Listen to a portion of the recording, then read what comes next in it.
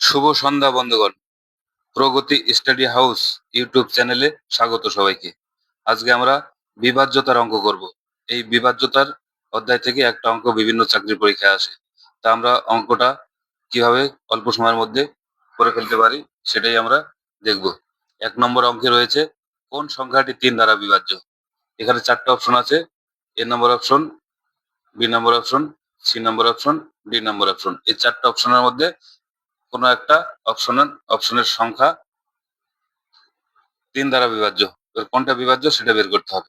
এবার আমাদের মনে রাখতে হবে ৩ এবং ৯ দ্বারা বিভাজ্যর ক্ষেত্রে এই যে অঙ্কগুলো আছে, অঙ্কগুলোর ৫, ৩, ৬, ৪, ১, ৯ এগুলোকে যোগ করলে যোগফল যা হবে সেটা যদি ৩ দ্বারা বিভাজ্য হয় তাহলে সম্পূর্ণ অঙ্কটা ৩ দ্বারা বিভাজ্য হবে। যদি ৯ দ্বারা বিভাজ্য হয় যোগ করার পরে তাহলে ৯ দ্বারা বিভাজ্য হবে।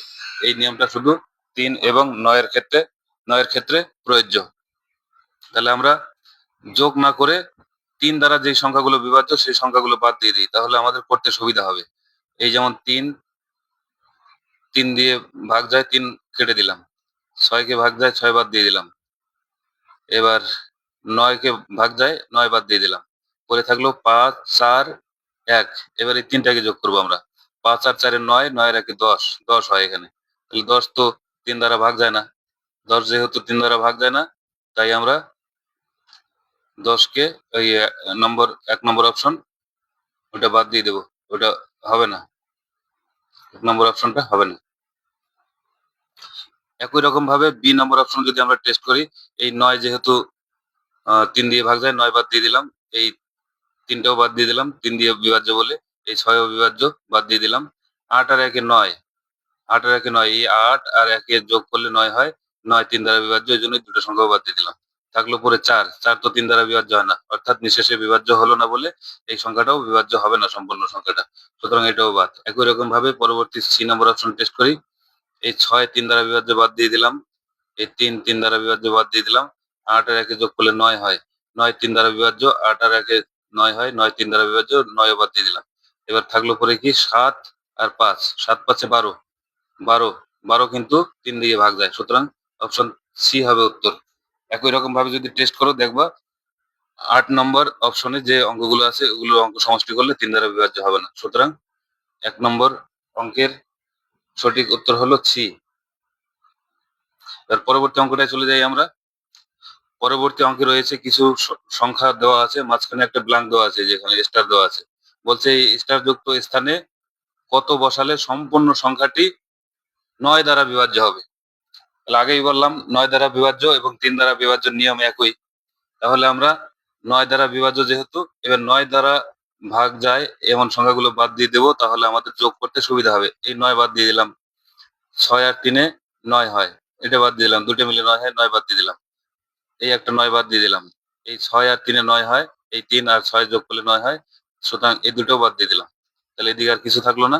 এবার ৬ আর ৩ এ ৯ হয়, এটাও বাদ দিয়ে দিলাম। এই ৬ আর ৯ এর মধ্যে তো যায়, ৯ বাদ দিয়ে দিলাম। এই ৩ আর ৬ এ ৯ হয়, বাদ দিয়ে দিলাম। অর্থাৎ এই স্টারের এখানে কোনো সংখ্যা ছাড়াই যা সংখ্যাগুলো আছে সেগুলোর সমষ্টি ৯ দ্বারা বিভাজ্য হবে। সুতরাং এখানে ০ হবে। সুতরাং এখানে ০ হবে। এখানে অপশন ০, এ নম্বর অপশন ০ আছে। সুতরাং এটাই উত্তর। পরবর্তী অঙ্কটা দেখি। পরবর্তী অঙ্কে বলা আছে একটা সংখ্যা আছে, সংখ্যার শেষে স্টার চিহ্ন দেওয়া আছে, অর্থাৎ ব্ল্যাঙ্ক। সংখ্যাটির তারকা চিহ্নিত স্থানে ন্যূনতম কত বসালে ৪ দ্বারা বিভাজ্য হবে। এই ৪ দ্বারা বিভাজ্যতার নিয়ম হলো লাস্টে যে দুটো সংখ্যা থাকবে, এই যে দুটো সংখ্যা লাস্টের সংখ্যা দুটো যদি ৪ দ্বারা বিভাজ্য হয় তাহলে সম্পূর্ণ সংখ্যাটা ৪ দ্বারা বিভাজ্য হবে। এটাই হলো নিয়ম। তাহলে ৯ এর পরে যদি আমরা ০ বসাই, ৯০, ৯০ কিন্তু ৪ দ্বারা ভাগ যায় না।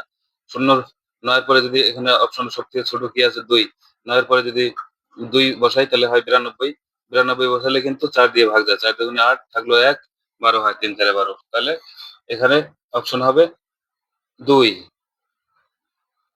পরবর্তী অঙ্কটা কি আছে? চলে যাই পরবর্তী অঙ্কে।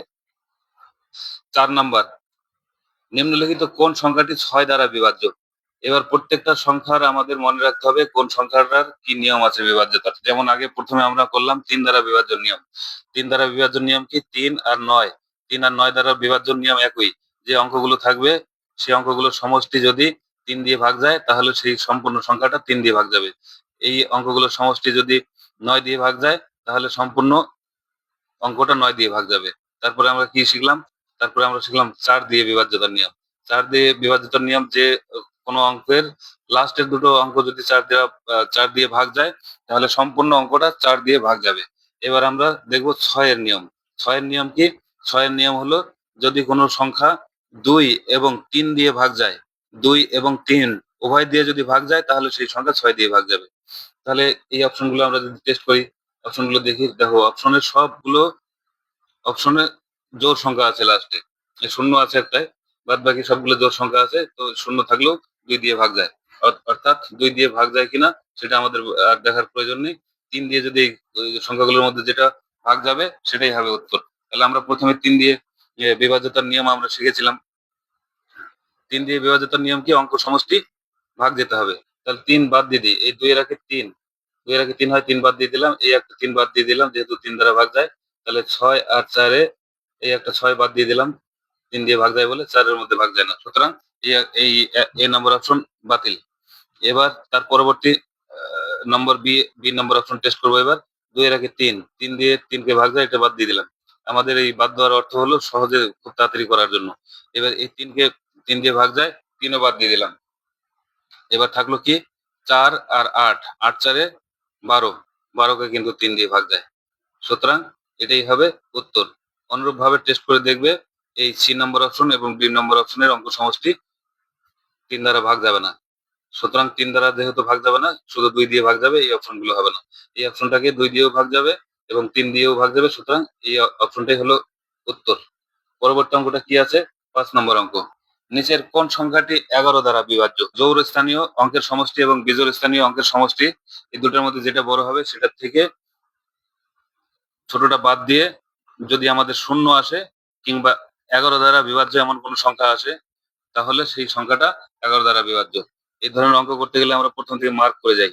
একটা মার্ক করব, তারপর একটা বাদ দেব, তারপর একটা মার্ক করব, তারপর একটা বাদ দেব, তারপর একটা মার্ক করব, তারপর একটা বাদ দেব, তারপর একটা মার্ক করব। অর্থাৎ এগুলো একক বেজোড় স্থানীয় অঙ্ক।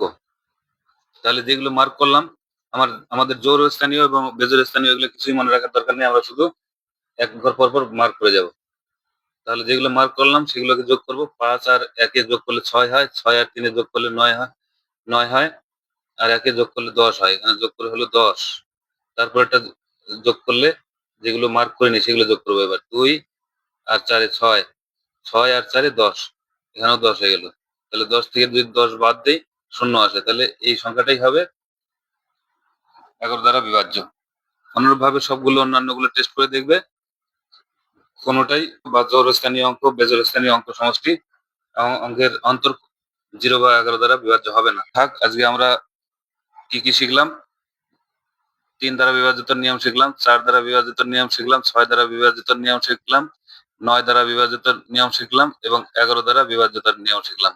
এর পরবর্তীতে আরো কয়েকটা সংখ্যার বিভাজ্যতার নিয়ম শিখবো। সাধারণত 3, 9, 11 এগুলোই আসে পরীক্ষায়। আর 2-1টা যদি সংখ্যা আমরা শিখে নেই এর পরবর্তীতে, তাহলে আমরা এই অধ্যায় থেকে অঙ্ক এলে আমরা নিমেষে করে আসতে পারবো। যাই হোক, পরবর্তী দিনে আমরা বিগত পরীক্ষায় এসেছে এমন কিছু অঙ্ক নিয়ে ডিসকাস করব। যদি আমাদের চ্যানেলটি বিন্দুমাত্র ভালো লাগে তাহলে পাশে থাকার অনুরোধ জানাই।